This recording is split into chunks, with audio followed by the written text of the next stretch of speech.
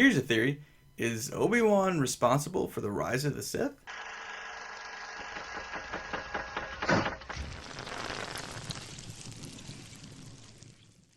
Now obviously he's not completely responsible. There is still Darth Sidious behind everything, and Anakin's the one who turned into Darth Vader. You could also say that Qui-Gon's responsible because he's the one who wanted to train Anakin in the first place. But the fact of the matter is, Obi-Wan's the one who trained Anakin, and Obi-Wan wasn't ready for that. Qui-Gon tried to convince the council that he was, but he wasn't. He was still learning. He wasn't ready to be teaching anybody else anything yet. He just repeated rhetoric that the council already spoke to him, and he never really gave the reasoning behind it, so it was just, do what I say so because I say so. And because there was no real reason ever given, there was no motivation to do it either. Anakin said that he respected Obi-Wan and thought that he was really intelligent, but you could tell that he didn't really believe that because he never really listened to him. You will pay attention to my lead. Why? What? Why else do you think we were assigned to her if not to find the killer? We will do exactly as the council has instructed.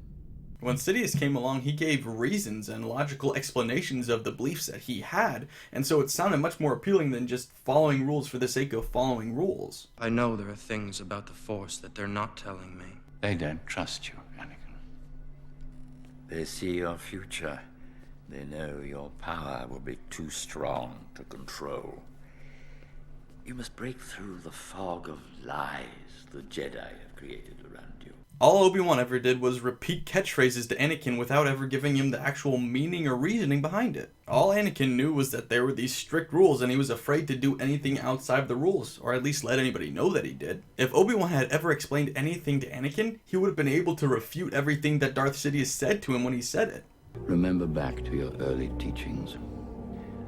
All who gain power are afraid to lose it, even the Jedi. The Jedi use their power for good. Good is a point of view, Anakin.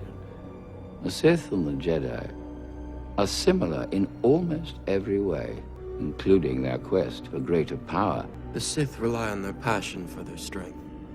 They think inwards, only about themselves.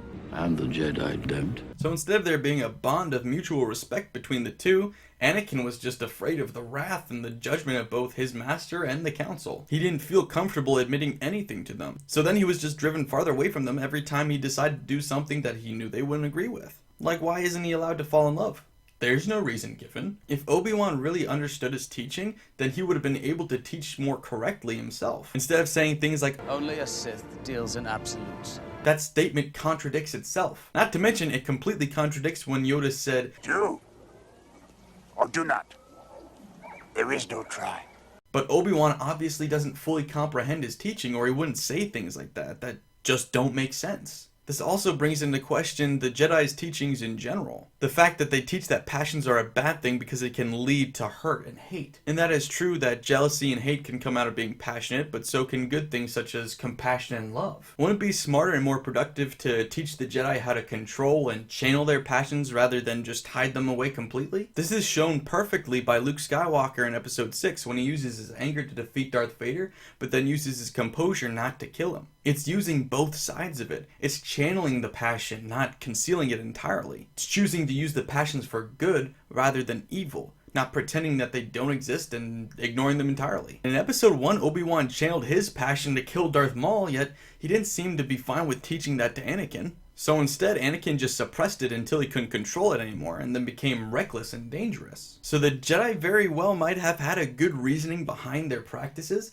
but because they weren't ever explained, they were just as at fault as the Sith were. The Jedi had become corrupted over time and their teachings didn't really make sense anymore. What the Jedi practiced had lost reasoning and so became pointless. And Obi-Wan was the epitome of that. That's why balance needed to be brought to the Force in the first place. It wasn't to get rid of all the Sith and leave all the Jedi. It was to get rid of all of them altogether, or at least keep an even amount of each. Where the Jedi were righteous in some ways and the Sith were wrong in other ways, they honestly balanced each other out because they were both right and wrong in different areas. Now obviously I haven't seen The Last Jedi yet, so I don't know what it really touches upon, but I'm hoping that that's the whole point of The Last Jedi. The line about the Jedi needing to end is accurate. They're just as corrupt as the Sith, just in a different way. They both need to end so that something that is actually balanced in the Force can rise up. Something that takes place of both of them entirely. Something that takes the good from both sides and leaves out the bad. Well, I've gotten off topic and really in way too deep.